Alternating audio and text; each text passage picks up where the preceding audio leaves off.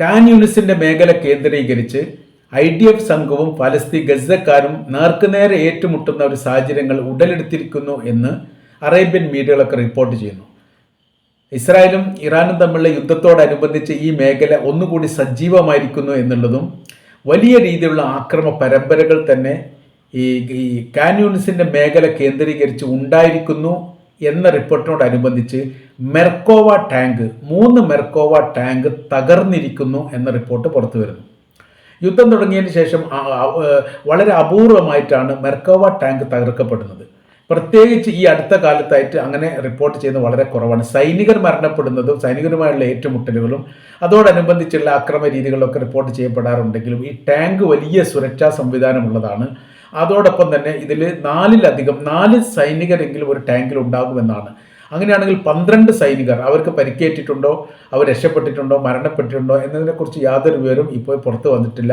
ഫലസ്തീൻ്റെ ഭാഗത്തുനിന്നും ഈ വിഷയവുമായിട്ട് ബന്ധപ്പെട്ട് ടാങ്ക് തകർന്നു എന്നതോടനുബന്ധിച്ചുള്ള കൂടുതൽ വിവരങ്ങളും പുറത്തു വന്നിട്ടില്ല. രണ്ടാം ഘട്ടത്തിൽ എന്നാൽ സൈനികർ കൊല്ലപ്പെടാൻ സാധ്യതയുണ്ട് എന്നുള്ള ചില റിപ്പോർട്ടുകൾ കാണുന്നു. ഇപ്പോഴത്തെ സാഹചര്യം എന്ന് പറയുന്നത് സങ്കീർണമായിരിക്കുന്ന സ്ഥിതിവിശേഷം ഗസയിൽ ഉണ്ടാവുകയും അതോടൊപ്പം തന്നെ സമാനമായ രീതിയിലുള്ള പ്രത്യാക്രമണങ്ങൾ ഇസ്രായേൽ സൈനികർ നേരിടുകയും ചെയ്യുന്നു. ഏറ്റവും ഒടുവിൽ ഇസ്രായേൽ ഗവൺമെൻറ് പറഞ്ഞിരിക്കുന്ന കാര്യം ഗസയുടെ അനുവാദമോ സഹായമോ ഇല്ലാത്ത രീതിയിൽ ബന്ദികളെ പൂർണ്ണമായി മോചിപ്പിക്കുന്ന രീതിയിലുള്ള ഒരു പ്രത്യേക ഓപ്പറേഷൻ സംവിധാനം ഞങ്ങൾ ആരംഭിച്ചിരിക്കുന്നു എന്ന തരത്തിലാണ് ഏറ്റവും ഒടുവിലുള്ള ഗസയുമായിട്ട് ബന്ധപ്പെട്ട ഏറ്റവും ഒടുവിലുള്ള ഇസ്രായേൽ പ്രധാനമന്ത്രി നെതന്യാഹുവിൻ്റെ പ്രസ്ഥാനം വന്നത്. അതോടനുബന്ധിച്ച് വലിയ വെടിവെപ്പുകളും വലിയ ഏറ്റുമുട്ടലുകൾ, ബങ്കറുകളിലെ പരിശോധനകൾ, ഫലസ്തീനുകളെ തന്നെ ബങ്കറിലേക്ക് കടത്തിക്കൊണ്ട് പരിശോധന നടത്തുന്നത്, ബങ്കറിൻ്റെ അകത്ത് സ്ഫോടനം നടത്തുന്നത്, അങ്ങനത്തെ ഒരുപാട് വിഷയങ്ങളെല്ലാം ഈ മേഖല കേന്ദ്രീകരിച്ചുകൊണ്ട് ഇസ്രായേൽ നടത്തിയിട്ടുണ്ട്. എന്നാൽ ബന്ദികളെ കണ്ടെത്താൻ വേണ്ടി സാധിച്ചിട്ടില്ല. അതോടൊപ്പം തന്നെ 2-ലധികം ബന്ദികൾ 3 ബന്ദികളെങ്കിലും കൊല്ലപ്പെട്ട രീതിയിൽ കണ്ടു എന്ന് ഇസ്രായേൽ തന്നെ സ്ഥിരീകരിച്ചതാണ്. മൃതദേഹം കണ്ടു എന്നാണ് പറയുന്നത്. അപ്പോൾ ബങ്കർ കേന്ദ്രീകരിച്ചുകൊണ്ട് ഇവർ ആക്രമണം നടത്തുന്ന സമയത്ത് അല്ലെങ്കിൽ മുന്നേറ്റം നടത്തുന്ന സമയത്ത് ബന്ദികളെ ഹമാസ് തന്നെ കൊലപ്പെടുത്തി എന്നാണ് പറയപ്പെടുന്നത്.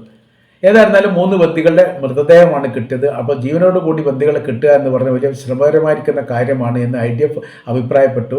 ജൂത വിഭാഗത്തിലെ സംഘടന നിങ്ങൾ ആക്രമിച്ചത് കൊണ്ടാണ് ബന്ദികൾ കൊല്ലപ്പെട്ടത്, ജീവനോടെ ബന്ദികളെ കിട്ടണമെങ്കിൽ കരാർ വ്യവസ്ഥ പ്രകാരം മധ്യസ്ഥ കരാർ ഉണ്ടാക്കുക, വെടിനിർത്തൽ കരാർ ഉണ്ടാക്കുക, അതിൻ്റെ അടിസ്ഥാനത്തിൽ അവരെ മോചിപ്പിക്കാൻ ആവശ്യപരമായിരിക്കുന്ന നടപടിയാണ് എടുക്കേണ്ടത് എന്ന് ജൂത റബ്ബിമാർ ഇസ്രായേൽ സർക്കാരിനോടും IDFനോടും അഭിപ്രായപ്പെട്ട ഒരു വിവരങ്ങളും ഇതിനോടനുബന്ധിച്ച് പുറത്തു വരികയാണ്.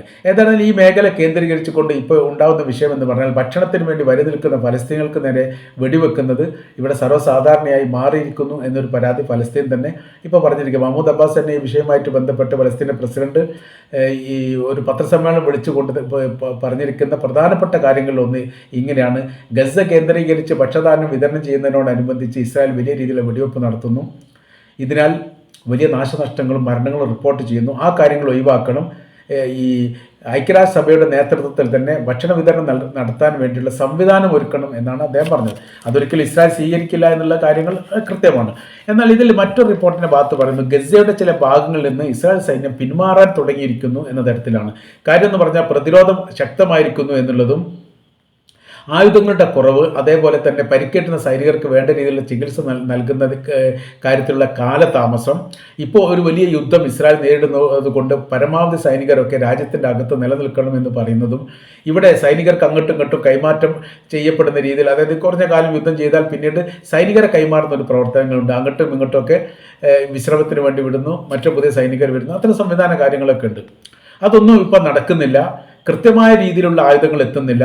അതോടൊപ്പം തന്നെ പരിക്കേൽക്കുന്ന സൈനികർക്ക് കൃത്യമായ രീതിയിൽ ചികിത്സ നടത്താൻ വേണ്ടി സാധിക്കുന്നില്ല. അങ്ങനത്തെ കുറച്ച് പ്രശ്നങ്ങൾ യഥാർത്ഥത്തിൽ ഇപ്പോൾ ഇസ്രായേൽ സൈന്യം ഗസയിൽ അഭിമുഖീകരിക്കുന്നുണ്ട്. അതോടൊപ്പം തന്നെ ഇറാൻ്റെ വലിയ മുന്നേറ്റത്തിൽ ഈ ഗസയുടെ ഭാഗത്തുനിന്ന് ഇസ്രായേലിനെതിരെയുള്ള ആക്രമണങ്ങൾ ശക്തമായിരിക്കുന്നു എന്നുള്ളതും കഴിഞ്ഞ ദിവസം ഒരു സൈനികർ കൊല്ലപ്പെട്ട വിവരങ്ങളും പുറത്തു വരികയാണ്. ഏതായിരുന്നാലും സർവ്വ മേഖലയിലും ഇസ്രായേലിനെ സംബന്ധിച്ചിടത്തോളം അവർക്ക് വലിയ പരാജയം ഏറ്റുകൊണ്ടിരിക്കുന്ന സ്ഥിതിവിശേഷമാണ്. ഇപ്പോൾ ഏറ്റവും ഒടുവിൽ ഹിസ്ബുള്ള ഗ്രൂപ്പാണ് യുദ്ധത്തിൽ പങ്കാളിത്തം വഹിക്കാൻ വേണ്ടി തങ്ങൾക്ക് താല്പര്യമുണ്ട് എന്നുള്ളതും ഇറാനോടൊപ്പം ചേർന്നുകൊണ്ട് ഇസ്രായേലിനെതിരെ തങ്ങൾ ആക്രമണം നടത്തും എന്നുള്ള പ്രസ്താവനയും പുറത്തുപോയി വരുന്ന സമയത്ത് മനസ്സിലാക്കേണ്ട കാര്യം, ഈ മേഖല കേന്ദ്രീകരിച്ചുകൊണ്ട് പരമാവധി ഇസ്രായേൽ വിരുദ്ധർ ഏകോപനത്തോടു കൂടി യോജിച്ചു കൊണ്ടുള്ള ഒരു പ്രവർത്തനത്തിന് ഒരു പക്ഷേ ഈ അടുത്ത ദിവസം തന്നെ, തൊട്ടടുത്ത ദിവസം തന്നെ അതിന് സാധ്യമാകും എന്ന തരത്തിലുള്ള വിവരമാണ് നമ്മൾക്ക് മനസ്സിലാക്കാൻ വേണ്ടിയിട്ട് സാധിക്കുന്നത്.